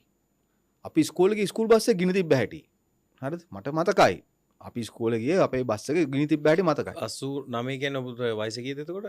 මට කීයක් කියලා කියන්න පුළුවන්. මම 70 දශක. එතකොට මට 70 දශකේ. හරිද? දශකයේ කිව්වම 79 වෙන්නත් පුළුවන්. 79 හරි කියන්නකො 76 මම. හරිද? එතකොට ඉතින් අපිට ඒ අත්දැකීම් තුළ ගත දේශපාලනය තුළ අපි තාම ජවයක් ඇතු සටන් කරන්නේ ඉතිහාසයක් එක්ක අධ්‍යයනය කළා මිසක් Facebook එක දිහා බලලා නෙමෙයි. Facebook එකේ කට්ටිය කමෙන්ට් කරන්නේ අපි ගැන දැනගෙන නෙමෙයි. ඒගොල්ලන්ට ඉගෙන ගන්න දේවල්, ඒ මල්ලිලට, ඒ නංගිලාට අපිට බයින කමෙන්ට් කරන අයට දේශපාලනය ගැන ඉගෙන ගන්න ගොඩක් දේවල් තියෙනවා. ඒකින්ද බොහොම ආදරෙන් ඒගොල්ලන්ට කියනවා ඔබ කමෙන්ට් එකකට විතර සීමා වෙන්න එපා. ඔබට යම් කිසි කෙනෙක් මුදලක් ගෙවනවා නම් Facebook ඒ කියන්නේ සමාජ ජාලයකින් රුපියල් 10ක් කරන 9ක කමෙන්ට් කරලා කියනවා නම් අහවල් එයාට බනින්න. ඔයාට ගුඩ් කමෙන්ට් එකට මෙච්චර දෙනවා, බෑඩ් කමෙන්ට් එකට මෙච්චර දෙනවා. ඒ දේ කරන්න එපා. ඒ දේ කිරීම තුළ අද රට වැටලා තිනවා. මුළු රටම එක මිටකට කියලා ඔය Facebook බලකාවලෙන් කමෙන්ට් කරපු ප්‍රතිඵලය අද භුක්ති විඳිනවා. ඒගොල්ලොම අද ගෑස් පෝලිං වල ඉන්නවා. උදාහරණයක් මම අද උදේ පානදුරෙන් එනකොට මට හම්බෙලා කියනවා අයියේ අපිත් මේගොල්ලන්ට දුන්නා තමයි. අපිට දැන් තේරුණා මොකද්ද උනේ කියලා. අපිට හිතා ගන්න බෑ වෙන දේ කියලා. හරිද? එතකොට ඒ Facebook එකේ කමෙන්ට් කරන අය දේශපාලනය කියන දේ ඉගෙන ගන්න. යන්න උසස් පෙළ දේශපාලන විද්‍යාපන්තියකට. ඔය අනුර කුමාර දිසානායකලා තමන්ගේ පක්ෂයට උගන්වන්නේ මාක්ස්වාදී න්‍යාය විතරයි. හරිද? මාක්ස්වාදයෙන් පමණයි, සමාජවාදී දර්ශනයෙන් පමණයි. හැබැයි දේශපාලනය ඉගෙන ගන්නකොට ඩෙමොක්‍රසි කියන්නේ මොකද්ද? හැම දර්ශනයක් ගැනම ඉගෙන ගන්නවා. ඒ දර්ශනවාදයෙන් ඉගෙන ගන්නකොට අපිට තේරෙනවා ලංකාවේ දේශපාලන සංස්කෘතිය කියන්නේ මොකක්ද කියලා. මේක සිංහල බෞද්ධත්වයක් සහිත සංස්කෘතියක් එක්ක මිශ්‍ර වෙච්ච බෞද්ධ දර්ශනයක් එක්ක මික්ස් වෙච්ච දේශපාලන සංස්කෘතියක්. දේශපාලන සංස්කෘතිය කියන්නේ වෙනම සබ්ජෙක්ට් එකක්. ඒක ඉගෙන ගන්න බෑ සමාජ මාධ්‍යයේ. ඒක විෂයක්. ඒ සංස්කෘතිය කියන විෂය ඉගෙන ගත්තොත් ඔය කමෙන්ට් කරන අය අපිට කමෙන්ට් කරන්නේ නැහැ. අපිට ඕන අපි වගේ හැම තැනම ගිහිල්ලා පෙනීන්න සටන් කරන අරගල කරන රැඩිකල් මූවමන්ට් එකක් මේ රටට ඕන. අද අනුර කුමාරගෙන් අපි ඡන්ද ඉල්ලුවා නම් අද අපිට පාරේ බහැලා යන්න බෑ. හැබැයි අපි සතුරු වෙනවා එදා අපිට නොමිනේෂන් දුන්නේ නැති එකත්, ගත්තේ නැති එකත්. මිනිස්සු එදා මට පුනා කිව්වා ඔයා ඉල්ලන්න මාලිමයි. මං එක හිලාම කිව්වා නෑ මං ඉල්ලන්නේ නෑ. මං දන්නවා මේගොල්ලන්ගේ හැටි. කට වචන විතරයි, කයිවාරු විතරයි. වචනේ පරිසමාර්ථ අර්ථයෙන්ම කියනවා මේගොල්ලන්ගේ අර න්‍යාය ටොන් ගණන් කතා කරාට භාවිතය ටිල්ලින් සිල්ලට අනුව දැන් අවුන්සයක්වත් නැහැ, අවුන්ස අරින් කාලක්වත් නැහැ. ඒක තමයි අද ඒගොල්ලෝ මනාව මොනවට පැහැදිලිව ඔප්පු කරමින් ඉන්නවා සමාජයට. ඒගොල්ලොම ඔප්පු කරමින් ඉන්නවා සමාජය තුළ ඒගොල්ලෝ කවුද කියන එක. ඒතොර අපි සමාජය තුළ යම් කිසි දෙයක් කතා කරනවා අපිට බණින්නේ ඒගොල්ලන්ගේමයි. ඒගොල්ලන්ගේමයි බැනලා කවදා හරි දවසකම ඔබ බලන්න නාමල් රාජපක්ෂ කතා කරනකොට යම් කිසි සමාජ මාධ්‍යයක නිවන්සුව කියලා දැම්මා. අද ඒ නිවන්සුව කියන මිනිස්සු නෑනේ. අද අපිට බයින මිනිස්සු විටක උග්ගොවියෙක්, විටක තරුණයෙක්, විටක අහවලෙක්, මෙහෙමයි සෞඛ්‍ය වෘත්තයේ විටක සංවර්ධන නිලධාරියෙක් කියන අය ඇත්තරම ඔය කියන අයටත් කියනවා ඒගොල්ලන්ගේ ප්‍රශ්න ඇතිවෙද්දී අපිට කතා කරන්න අපි එන ඕන තැනකට. ඕනම තැනකට එනවා. කිසි ගැටලුවක් නැහැ. ඒගොල්ලොත් එක්ක කිසිම අවනාපයක් නැහැ. මොකද ඒගොල්ලෝ පව්.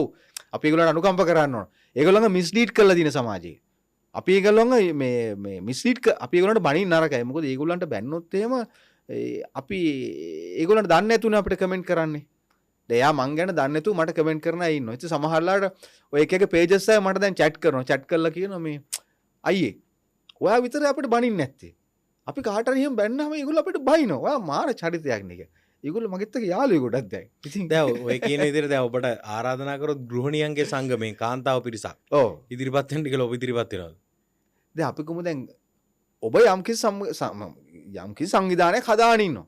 ඒ සංවිධානය හෝ කවුරු හෝ කතා කරන්නේ ඒ සංවිධානයේ පෞරුෂයක් නැතිකොට අපිට අහවලාට කතා කරත් හොඳයි මේ වෙනුවෙන් පෙනී ඉන්න කියලා ඒගොල්ලෝ ඉන්වයිට් කරොත් අනිවාර්යෙන් යනවා. ඉතින් ඒක දැන් කාන්තාව එක්කම 1 මීටර ඡන්දෙ දුන්නානේ. ඒගොල්ලන්ටත් 1 මීටර ඉන්න අයට ප්‍රශ්න විසඳ ගන්න බැරි නම් දැන් කාන්තාවට ඡන්ද දීපු අය එදා කාන්තා දිනේදා ඔක්කොම එකතු වුණාන.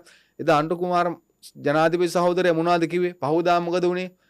කබල්නේ පිට ඔය ගෑස් වැඩි වුණානේ.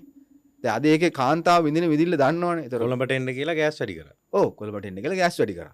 ඒකේ ඒක අද මේ රටේ කාන්තාව භුක්ති විඳිනවනේ. ඉතින් කාන්තා සංවිධානයෙන් ආරාධනා කරත් යනවා. ඉතින් කාන්තාව කියලා රජින තරංගේ ප්‍රශ්නයක් කියලා කතා කරොත් ඒත් යනවා. දැන් අපි කොහොමද දැන් ඒ කියන්නේ සංවිධානය එතන නියෝජනයේ ප්‍රශ්නයක් නැහැ කතා කරොත් යනවා. දැන් රටක නායකයෙක් මොකටද පත් වෙන්නේ? රටේ ඉන්න පුරවැසියන්ගේ ප්‍රශ්න විසඳන්න. දේශපාලන නායකයෙක් මොකටද නිර්මාණය වෙන්නේ? පාර්ලිමේන්තු නොගියත් ඒ නායකයාගේ වගකීම තමයි සමාජයේ තියෙන පුරවැසියන්ගේ ප්‍රශ්න Tamanට කතා කරනවා නම් Taman මේ පුරවැසියන්ගෙන් පෙනීම. නෑ ඔබතුමාගේ භූමිකාව හරි. ඔව්. ඒක ඔක්කොම හරි. ඔව්. දැන් අපි ඒක දැකලත් තියෙනවානේ. ඔව්. ඒ මං අහන්නේ දැන් මේ වගේ එහෙම කියන්නේ ඒ ඒ වගේ යන්න දෙයකට එපා. හරනකොත් යනවා. ඇයි බෑ ඇයි මොකද්ද ප්‍රශ්නේ? ඇයි ඒක අපේ රටේ ප්‍රශ්නයක් නේ. ඒක දැන් ඔබගේ නංගි යම්කිසි පාසලක මොකක් හරි ආශිස් සංගමිකව මොකෝක ඉන්න ඔබගේ සහෝදරියක් ඉන්නවා. ඒ සහෝදරියට ප්‍රශ්නයක් එනවා. ප්‍රශ්නයක් කියලා කියනවා ජනාරගලේ පුරවැසියෝ හරි කාර්යය වෙනත් සිවිල් සංවිධානයේ කට්ටියලු මේකට කතා කරන්න අපි ඒගොල්ලන්ගත් මැදිහත් කරන අපි ඒගොල්ලන් උදව් ගමු. මැදිහත් වෙන්න ඕනනේ. මම කියන්නේ දේශපාලනය නෙමෙයි. ඒකේ දේශපාලනය කියන්නේ මේ දේශපාලනය කියන්නේ සමාජ සම්බන්ධතා. දැන් මේ අපි දැක්කේ නෑනේ ඔබතුමා මේ ක්‍රිකට් බෝඩ් එකේ ප්‍රශ්නයට ඉදිරිපත් වෙලා ඉන්නේ. දැන් ක්‍රිකට් කියන්නේ මේ රටේ ඇත්තටම ක්‍රිකට් ගැහුවා ඉස්සර. අපි දැක්කේ ජයසූරියලා රොමේෂ් කලුතාන් ක්‍රිකට් ගහන කාලේ ඔය දැන් මේ ඊයේ පෙර දැවිලා කට්ටියට දැන් ලොකු ක්‍රිකටර්ස් ටඩියක් ඉන්නවානේ. දැන් මේ සල්ලි වලට ක්‍රිකට් ප්ලේ කරන නැනේ මේ ඉන්නේ ඔක්කොම. එතකොට එදා ජයසූරියලා ගහපු ෂොට්ස් දැන් ඉන්නේ නැහැ දැකලා නැහැනේ වැඩි. දැන් ඔය දඟල නැහැ. එදා කලුවිතාරලා ප්ලේ කරපු විදිහ දැකලා නැහැනේ. එතකොට අරවින්ද් සිල්ලා ගහපු ෂොට්ස් දැකලා නැහැ. අර්ජුන රණතුංගලා ප්ලේ කරපු විදිහ දැකලා නැහැ. එතකොට ඒ අත්දැකීම් තුළ අපි දන්නවා වර්තමානයේ ගහන ක්‍රිකට්ද සූදුවක්ද කියලා. එතකොට වර්තමාන ක්‍රිකට් කියන්නේ අද බුකි හිමිකරුවන් විසින් තීරණය කරන තරඟයක්. ඒක තමයි ජයග්‍රහණය සහ පරාජය. පරාජය වුණොත් දිනනට සල්ලි වැඩියෙන් හම්බ වෙනවා. දින්නොත් හම්බ වෙන්නේ අඩුවෙන්. පෙරදුනොත් හම්බ වෙන්නේ වැඩියෙන්. ඒතකොට ඒගොල්ලෝ අද IPL කියලා කියන්නේ ක්‍රිකට් වෙන්දේසියක් නේ. ඒ කියන්නේ මැච් විකුණනවා කියලාද කියන්නේ? Match- පෙරදෙන්නේ. පෙරදුණු සල්ලි හම්බ වෙනවා කියන්නේ. ඉතින් දැන් ඕනකමින් ඔබ බලන්නකො මේ ක්‍රිකට් මැචස් වල ඕනකමින් සමහරලාට දුවන්නේ ඕනකමින් අවුට් වෙනවා වගේ අපිට දැනෙනවා පේනවා අපේම මිනිස්සු හූ කියනවා අපේම ක්‍රිකටර්ස්ලාට කෑ ගහන ඇයි ඒ ඉස්සර එහෙම කරේ නෑනේ සල්ලි කියලාද ඔව් කියන්නේ? සල්ලි මේ ක්‍රිකට් කියන්නේ දැන් සල්ලි දැන් ක්‍රිකට් ගහන්නේ ප්ලේයර්ස්ලා අපි කොහොම 16 කියලා 17යි කියලා ටීම් එකට ඔය 17ට එන්න මේ රටේ ක්‍රිකට් ප්ලේයර්ස්ලා මා හිතන විදිහට දැන් 1500කට වැඩි ඇති ක්ලබ් වලින් ගත්තොත් ඉස්සර තිබුණා SSC Bloomfield ඔය වගේ ප්‍රධාන ක්ලබ් තිබුණා ඊට අමතරව පාන්දුර ඒ වගේ කළුතර KTC වගේ ක්ලබ්ස් තිබුණා නුවර කැන්ඩි එහෙම තිබුණා හරිද ඒවා හිටියේ ප්ලේයර්ස්ලා ටිකක් අඩු වෙන්න හිටියේ නමුත් අද ලොකු තරගයක් තියෙනවානේ අද ක්‍රිකට් කියන්නේ සල්ලි 6ක් ගැහුවත් සල්ලි 4ක් ගැහුවත් සල්ලි පෙරදුණා සල්ලි. පැරදුනත් සල්ලි සල්ලි ප්‍රශ්න නෑ දින්නත් හම්බ වෙන පරදත් හම්බ වෙන හැබැයි එතකොට ඒක හින්දා උග්ගවයා ක්‍රිකට් අතෑරලා වගේ මට නෑ. පේන්නේ මේ කියන කතාව. පෙනී ඉන්න පුළුවන් මම කියන්නේ මේ රටේ මිනිස්සු ක්‍රිකට් වලට අපි ආදරේ අපි ආස කරපු ජාතිය ක්‍රිකට් වලට ඒක තනිකර මිනිස්සුන්ට එපා කළා හූ කියන මට්ටමටම පත් කරේ මේ රටේ ක්‍රිකට් බෝඩ් එක. කියන්නේ ඒකට විරුද්ධව ඔබට දැන් සම්මිසිල්ල එලවන්න පුළුවන් වුණාද කලින් කට්ටිය සම්මිසිල්ල එලවන්න ගියානේ. සම්මිසිල්ල එලවන්න බෑ මේකෙන්. ලංකාවේ ක්‍රීඩා අමාත්‍යාංශය 96 වර්ල්ඩ් කප් එකෙන් පස්සේ ක්‍රිකට් සම්බන්ධව ජාත්‍යන්තරත් එක්ක ගනුදෙනු කරන්න ඕන ස්පෝර්ට්ස් මිනිස්ට්‍රි එක. ස්පෝර්ට්ස් මිනිස්ට්‍රි එක නැති වුණාම සම්මිසිල්ලලා තිලංග සුමතිපාල තමයි ඒ කාලේ බලධාරියෝ හිටියේ. ඒගොල්ලෝ ඔක්කොම එකතු වෙලා හැදුවා ශ්‍රී ලංකා ක්‍රිකට් ඉන්ස්ටිටියුට් කියන එක. ඒක ක්‍රිකට් ඉන්ස්ටිටියුට් එක ආරම්භ කරන්නේ වර්ල්ඩ් කප් එකෙන් 1996 වලින් පස්සේ. ඒතර වර්ල්ඩ් කප් එක ආරම්භ කරාට පස්සේ දිනුවට පස්සේ තමයි ඔය ආයතනය ආරම්භ වෙන්නේ. එතනින් එහාට ලංකාවේ තියෙන රාජ්‍ය එක්ක ආයතනයක් වශයෙන් ජාත්‍යන්තරයත් එක්ක ICC කියත් ගනුදෙනු කරන්නේ සම්මිත සිල්වලා තිලංග සුමතිපාල. ඒක මේ රටේ ජනාධිපතිවරට අයින් කරන්න බෑ. චන්ද්‍ර කුමාර බලයට පත් වෙලා කිව්ව සිස්ටම් අයින් කරන්න තිබ්බනේ. අයින් කරේ නෑ බෑ අයින් කරන්න. ඒක නිසා උද්ගවයා එකට සම්බන්ධ වෙන්නේ ඉතින් මේ දැන් අපි කියන්නේ මේ රටේ ජනතාවගේ ක්‍රිකට් බලන කාලය ඊට වැඩිය හොඳයි කුමුරක් කරා නම්. ඊට වැඩිය හොඳයි රටේ ඉකොනොමික ප්‍රොඩක්ෂන් කරන්න මොන හරි දෙයක් කරන්න. මොකද ඔබේ කාලය නාස්ති කරලා සල්ලි අරගෙන මැච් බලාගෙන කාලය නාස්ති කරලා අන්තිමට අපි එකෙන් දුකක් ලබනවා නම් ඒ සූදුවක් නම් කරන්නේ ඒ සූදුව පස්සේ අපි දුවල වැඩක් නැහැ. ඒතර ඒ සූදුව පස්සේ දිව්වයි කියලා ඔබට කන්න හම්බ වෙන්නේ නැහැ. ඔබට ඩොලර් එකක් හම්බ වෙන්නේ. හැබැයි ඩොලර් හම්බ කරන්නේ කවුද? බුකි අයිතිකාරයෝ. හරිද? ක්‍රිකට් බෝඩ් එක. ඒ ඔක්කොම ඩොලර් වලින් එන්නේ. රුපියල් වලින් මේගොල්ලන්ට එන්නේ. දැන් ලංකාවට ඇවිල්ලා මැචස් කීපයක් පිටරට ෆොරනර්ස්ත් ඇවිල්ලා බලලා ගියා. හරිද? බලලා ගියා ජනාධිපතිතුමා මැදිහත් වුණා කිව්වා ප්‍රශ්නයක් විසඳන්න ක්‍රිකට් ඇවිල්ලා බලලා ගියා. හැබැයි ඉන්දියන් අය ආවා පාකිස්තාන අය හැබැයි ඒගොල්ලොත් ගියා යන්නේ. ඇති දෙයක් උනේ නෑනේ. මං අහන්නේ දැන් තියෙන රටේ ප්‍රශ්නත් එක්ක ගත්තාම අපි කියනද ක්‍රිකට් වලින් අපි රජ කිරුළ දරාගන්න හිටියනම් අපිට මීට වැඩි ශාස්ත්‍රීය ආර්ථිකයක් තියෙනවනේ. ක්‍රිකට් වලින් අපිට ආර්ථිකයක් හදන්න බෑනේ. ක්‍රිකට් වලින් ආර්ථිකය හදාගත්ත කවුද? ප්ලේයර්ස්ලයි ඉන්ස්ටිටියුට් එකයි යම් කණ්ඩායමක් විතරයි. හරි දැන් එතකොට මේ ඉදිරියේදී දැන් අපි කලින් දැකලා තියෙනවා ඔබ මේ මාලිමාණ්ඩු වෙන්න කලින් උද්ඝෝෂණ වල විවිධ මේ භූමිකාවන් රඟපානවා. මේ හෙට අනිද්දා මොනවද කරන්න බලාපොරොත්තු වෙන උද්ඝෝෂණ? ජනතාව යම් පීඩනයක ඉන්නවා. ඒක ගෑස් පෝලිං වල ජනතාවෙන් තේරෙනවා. ජනතාව අපිට කතා කරන්න ඇබෙරේ. ඒ කියන්නේ ඒගොල්ලන්ට පොඩි මදිකමක් තියෙනවා. මොකද ඒගොල්ලෝ මාලිමාවට ඡන්දෙ දීලා. ඒගොල්ලෝම දැන් විඳවනවා. ඒගොල්ලෝ පාර විඳවනවා. අපිට හරි කනගාටුයි කියන්නේ. අපි කතා කරනවා ඒගොල්ලොත් එක්ක. ඒගොල්ලොන්ටම දැනෙන වෙලාවට රටට මේ ප්‍රශ්න දැනලාට සමාජය තීරණය කරනකොට මෙතන ප්‍රශ්නයක් මේක බෑ මේගොල්ලන්ට කරන්න කියලා එතන උද්ඝෝෂණයක් කරනවා. උද්ඝෝෂණයක් නෙමෙයි.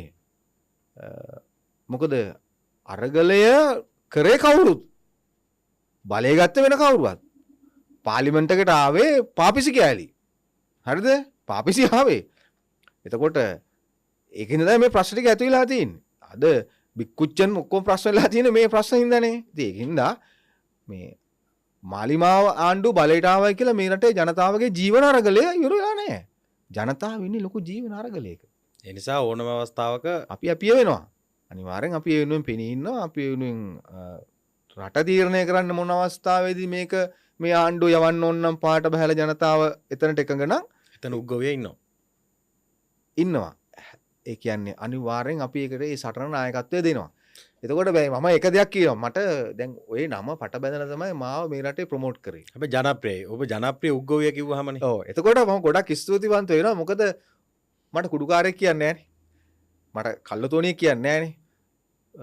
මඩ සෝදාගත් කල මම ගොවියා රජකමට සුදුසුයි කියලා අපි අහලා තියෙන රටක් මේක. ඒතකොට කෘෂිකර්මාන්තයත් එක්ක හිටපු රටක්.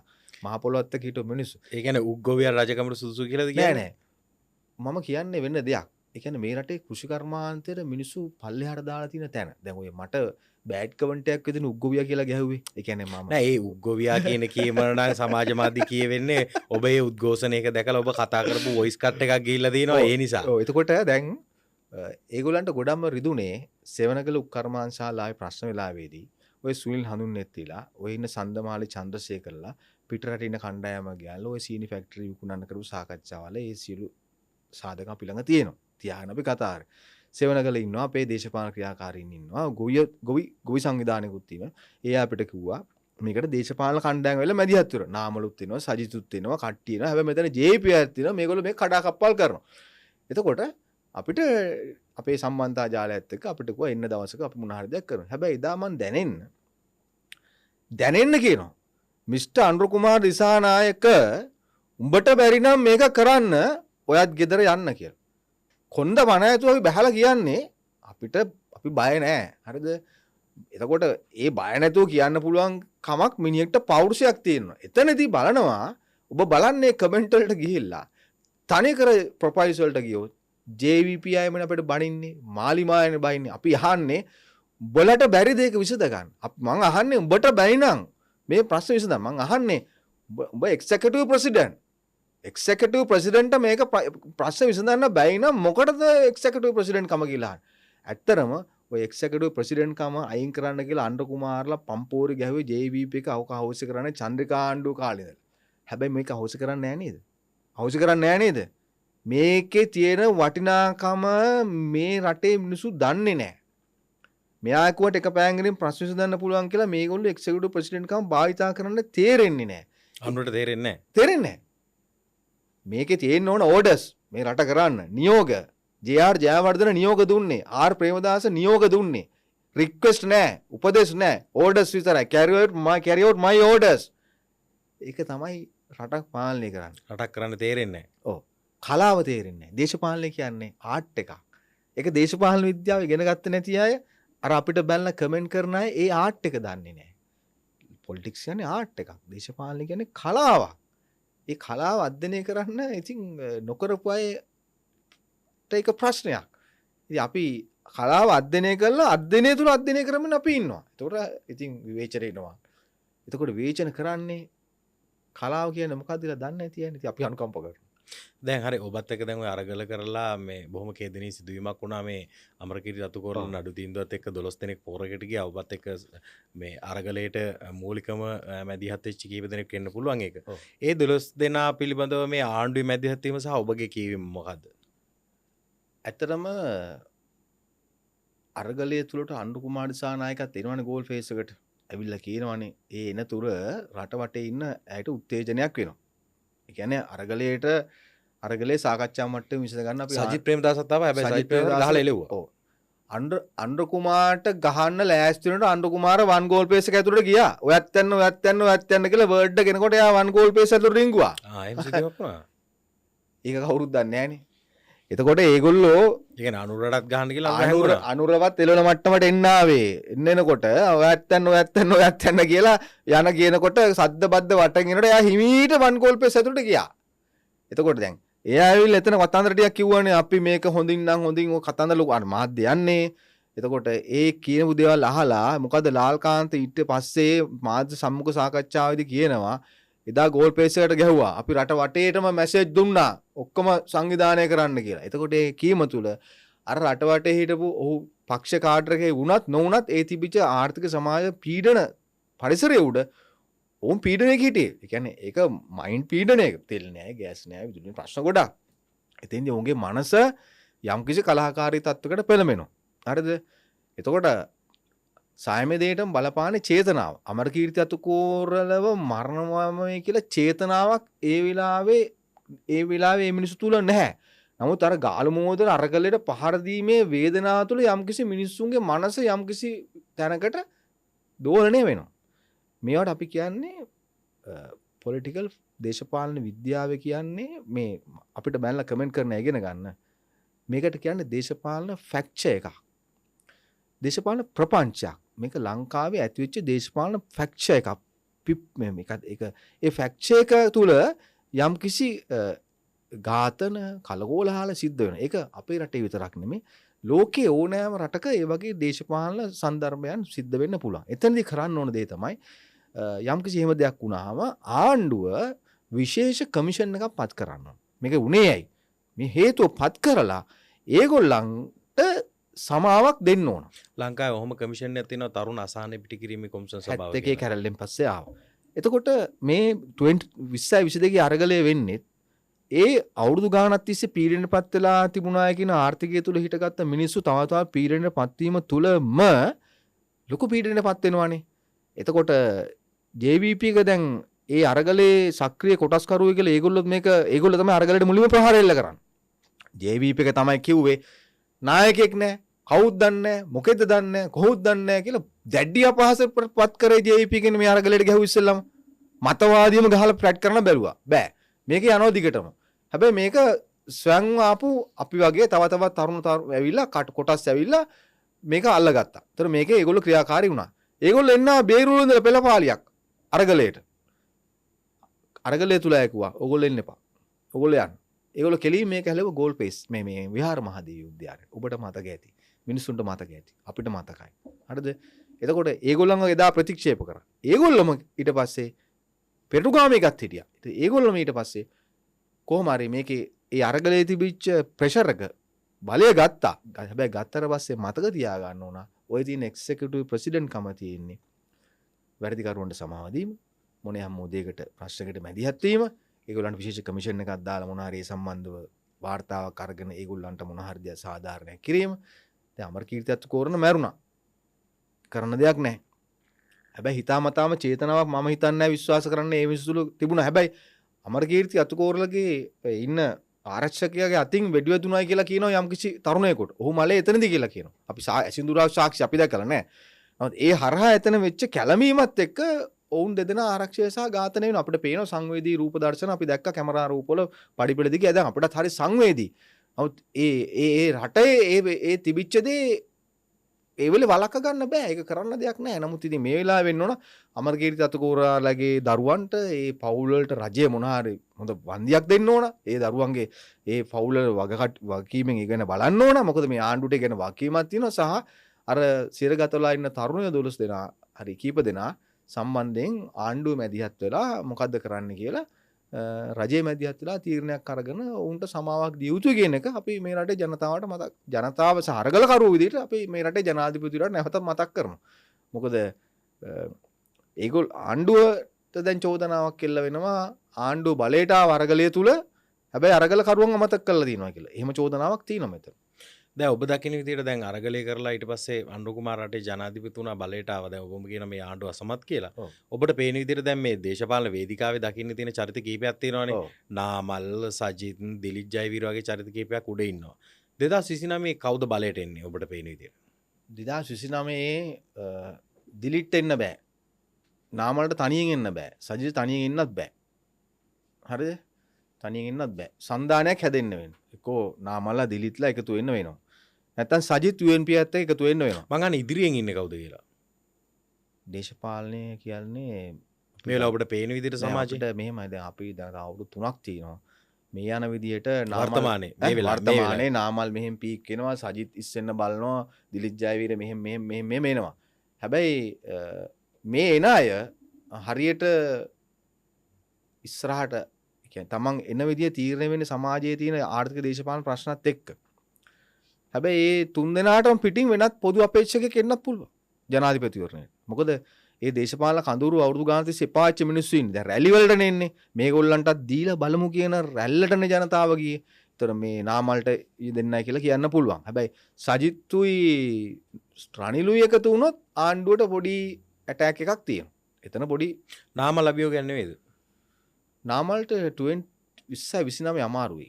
ඒ කියන්නේ ඊට එහා ඉලක්කමත් ඔබ කියන්නේ නාමල්ට 2035 වගේ වෙද්දි සමහරට පුළුවන් වෙයි. නාමල්ට 29 දී නාමල්ගේ දේශපාලන කීම ඔච්චර කියනවා කියන්නේ මේ වෙලාවේ ඔබ හසුරවන්නේ නාමල්ද? නෑ ඒක සාමාන්‍යයෙන් ගත්තාම රටේ අපි ගමු වයස් කාණ්ඩයක් ගත්තාම නාමල්ගේ වයස ඉන්න අය සහ අවුරුදු 45න් එහා 50න් එහා ජෙනරේෂන් එක, ඒ වගේ 60න් එහා ජෙනරේෂන් එක අපි ගත්තාම බලනවා ඒගොල්ලෝ කාටද බලය දෙන්නෝ ටිකක්. මේ ගමන දුන්නේ කරන්න දෙයක් නැතිකමට මේගොල්ලන්ට දුන්නේ.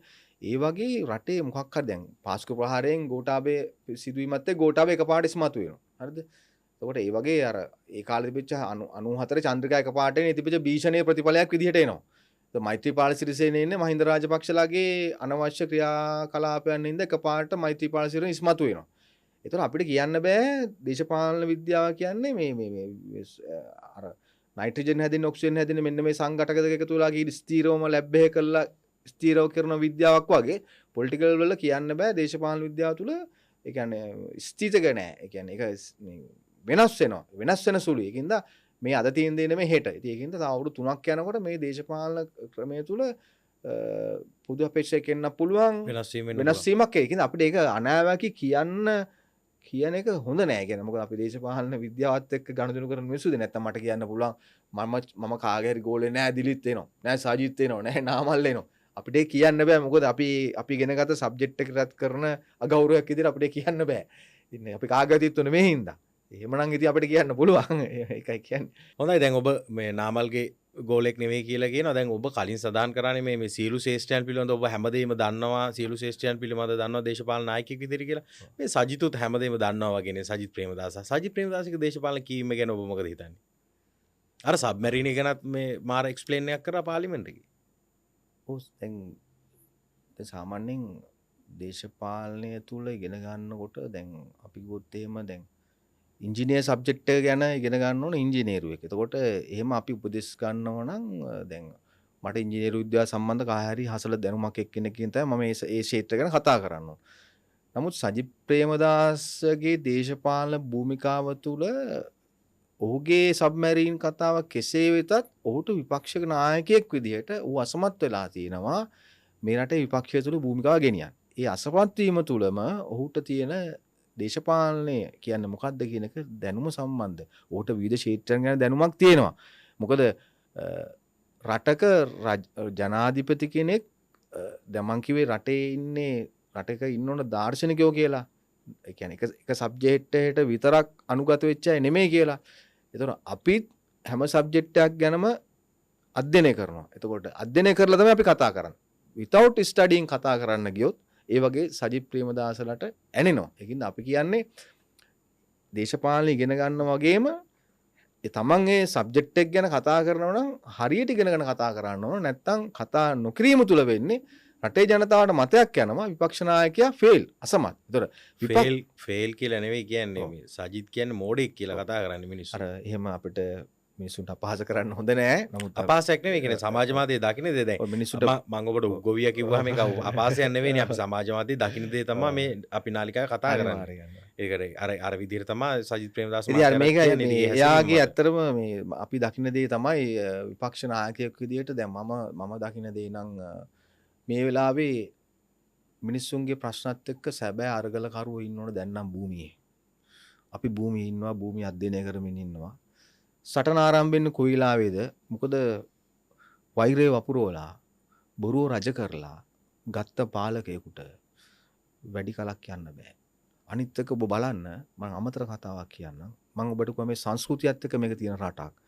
අවුරුදු 2500කට විතර අපිට එහා සංස්කෘතියක් තිබ්බා. ඒ සංස්කෘතිය තුල අපේ රටේ ශ්‍රී වික්‍රම රාජසිංහල රජ කරන කාලයත් එහායින් ගියත් රටේ රජවරයාට ජ්‍යොතිෂ්‍ය වේදියෝ, නක්ෂත්‍ර වේදියෝ හදලා සිංහල අවුරුද්දට, බෞද්ධ අවුරුද්දට, සිංහල හින්දු දෙමළ සාලුත් අවුරුද්දට සමරන්න නැකතක් හදලා දුන්නා. අද අපේ රටේ ආණ්ඩුව කියනවා ඒ කියන්නේ සිංහල අවුරුද්ද සමරන්නේ නැහැ. බල ඕන දෙයක් කරගනින්න. රටේ රජතුමා නැකතට කිරි උතුරන්නේ නැහැ කියන කතාවක් මේ කියන්නේ. මහින්ද රාජපක්ෂලා, ප්‍රේමදාසලා, ජේ.ආර්.ලා හුරුනමේ තක්කඩේ මොක්ක වුණත් හැබැයි රටේ සංස්කෘතියත් එක්ක ජීවත් වුණා. සිංහල අලුත් අවුරුද්ද කියන්නේ මොකද්ද? නෑදෑ යන්න ඕන, නෑගයි යන්න ඕන, ලිපත නැකතට ලිපගිනි මොලවන්න ඕන, නැකතට එක මේසෙට එකතු වෙලා කැම ටික කන්න ඕන. මුළු රටම එකට එකතු වෙලා සිංහල වුණත්, දෙමළ වුණත්, මුස්ලිම් වුණත් ඒ මිනිස්සු අවුරුද්දට කිරිබට්ටියක් කෑවා. මුළු රටම නොනගදයක් කියලා තිබ්බා. එහෙම ගියේ නෑ. අපි ගෙවල් වල හිටියා. ඔක්කොම අවුරුද්දට ගෙදර එකතු වුණා. වැඩට ගිය අවුරුදු මාසයක් කොළඹ හිටව මිනිස්සු මොන්රාගල යනවා, අනුරාධපුර යනවා, තමන්ගේ නෑ ගෙවල් වලට. මේ ගහන්නේ කාටද? මේ රටේ සංස්කෘතියට. මේ රටේ මුදුන් මල්කඩට ගහන්නේ. මතක තියාගන්න. නැකත් සීට්ටුවට තමයි දළදා වහන්සේට ඇවිල්ලා ආදිවාසීන්ගේ වන්නිල ඇත්ත පවා මීපැණි පූජාවක් කරන්නේ. හරිද? අනුරාධපුරේ ජයශ්‍රී මහා බෝධියට අලුත්සහල් මංගල්‍ය කරන්නේ. දළදා මාලිගාවට මංගල්‍ය පූජා කරන්නේ. අලුතෙන් හදන කපන ගොයමෙන් නෑඹුල් බතෙන් බත් වෙලා දෙන්නේ. එතන මේ කාටද මේ ගහන්නේ? මාක්ස්වාදය තුල ගහන්නේ මේ රටේ මේ සංස්කෘතියට නම් පෙරලා පහර දෙනවා මේ පාලකයන්ට. මේ සංස්කෘතිය තුලින්ම ප්‍රහාරයක් එල්ල වෙනවා. ඒ ප්‍රහාරය වෙන්නේ සංස්කෘතික ප්‍රහාරයක්. රටේ ජනතාව නැගිටිනවා. හේතුව දැන් රටේ ජනතාවට ප්‍රශ්නයක් එනවා සිංහල අලුත් අවුරුද්දට අපි කොයි නැකතද අනුගමනය කරන්නේ? ඒ කියන්නේ මේගොල්ලෝ ගහනවා අපේ ප්‍රධාන සංස්කෘතිය වලට. ආගමට ගහනවා, සංස්කෘති වලට ගහනවා, මිනිස්සුන්ගේ විවිධ මතවාදයන්ට ගහනවා. එළියට දාන්න හදන්නේ අර පළවත්තේ න්‍යායාචාර්යවරයාගේ තියෙන දර්ශනයම තමයි. ඒ කියන්නේ මේ ලෝකේ ආගමක් නැහැ, මේ ලෝකේ දහමක් නැහැ, මේ ලෝකේ සංස්කෘතියක් නැහැ. ආගමක්, දහමක්, සංස්කෘතියක් මම දන්නේ නැහැ. මට එක උත්තරයක් ඕන මේ රටේ මිනිස්සුන්ට කියන්න. කවුරු මේ රටේ ජනාධිපතිවරයාගේ හිතවත් ගෝලෙක් ඉන්නවා නම් මේ ප්‍රශ්න කරනවා. අපි දැකලා තියෙනවා මහින්ද රාජපක්ෂලා බුදුන් ඇන්දා. මෛත්‍රීපාල සිරිසෙල්ල බුදුන් ඇන්දා. ජේ.ආර්.ලත් බුදුන් ඇන්දා. ප්‍රේමදාස මල්වට්ටිය යටින් පිස්තෝලේ අරන් ගියා කියලා බුදුන් ඇන්දා. හැබැයි මෙයාම කිව්වා මම දළදා මාලිගාවට යනකොට අරන් යන්නේ නැහැ කිව්වා මේ මොනවද? මේ මම වඳින්න යන්නේ නැහැ කො මාධ්‍ය අරන්. අද කොහෙද යන්නේ? හැමතැනම මාධ්‍ය අරන් යනවා. හැබැයි අපිට එකක් දැනගන්න ඕන මේ රටේ පාලකයා උදේ හවස බුදුන් වඳිනවද කියලා. හැබැයි මේ රටේ පාලකයා ධාර්මිකයෙක් වුණොත් තමයි මේ රටේ සංස්කෘතියට ගරු කරොත් තමයි මේ රට දුවන්න පුළුවන්. අපිට එතන පොඩි ප්‍රශ්න ටිකක් තියෙනවා. දැන් එතන සංස්කෘතික ඝට්ටනයක් එන වෙලාවක් වෙන්නේ ඉස්සරහට. අපි බලන් ඉන්නවා. හැබැයි මොකද දෙමළ ජනතාවගේ තයිපොංගල් සමරන්න ගිහිල්ලා මේ රටේ ජනාධිපතිවරයා සමරන්නේ උතුරට ගිහිල්ලා. ඒ පැහැදිලිම දෙමළ ජනතාව සතුරු කරන සහ ඡන්ද ටික වුමනාවෙන් පළාත් සභාව තිබ්බොත්. හැබැයි ඔහු දකුණේ කොළඹ ඉඳන් කියනවා ඔහුගේ ආණ්ඩුවම කැමති දෙයක් කරන්න.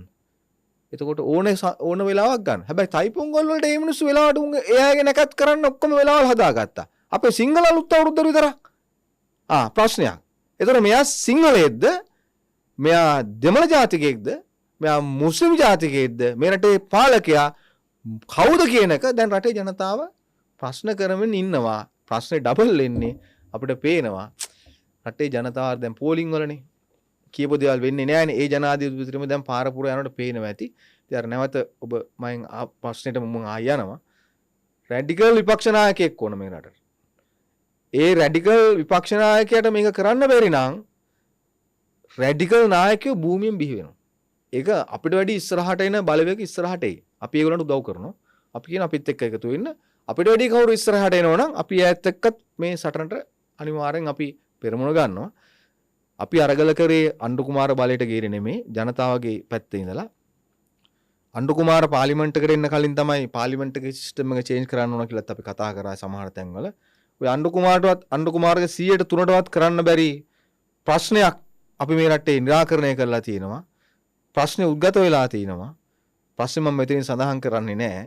ඒක හොඳනේ අධිකරණයේ නඩු කටයුත්තක් තියෙනවා. මගේ නෙමෙයි නැත්නම් ඒක නඩු විභාගයෙන් පවතිනවා. ඒකින්ද අපි කියනවා රටේ ජනතාවගේ පැත්තේ හැමදාමත් අපි ඉන්නවා කියන එක. අපිට අර මට පට බැඳපු උග්ගවිය කිව්වයටත් ඒ වගේම මේ සාකච්ඡාව මට මෙහෙවපු පුතුමාටත් මේ අවස්ථාවට එන්න කිව්ව සෑම දෙනාටත් අර මට කමෙන්ට් කරන අයටත් කියනවා මේ ඕන දෙයකට ওই නංගිලාගේ මල්ලිලාගේ ප්‍රශ්නකට ඕන දෙයකට මට කතා කරන්න අපි ඕන දැනකට එනවා කිසි අපි ඔයගොල්ලොත් එක්ක කිසිම අවනාපයක් නැහැ. අපි යාළුවෝ දේශපාලනය තුර අපිට එහෙම තරහ වරහ තියන් දේශපාලනය කරන්න බෑ. බොහොම ස්තුතියි මේ සාකච්ඡාවට ඔබතුමා සම්බන්ධයෙන්. සියලු දෙනාටම සුබ දවසක්. හොඳයි සිංහල ඔන්ලයින් VIP සෙෂන් වැඩසටහන අද අපි මෙතනින් නිමවටපත් කරනවා.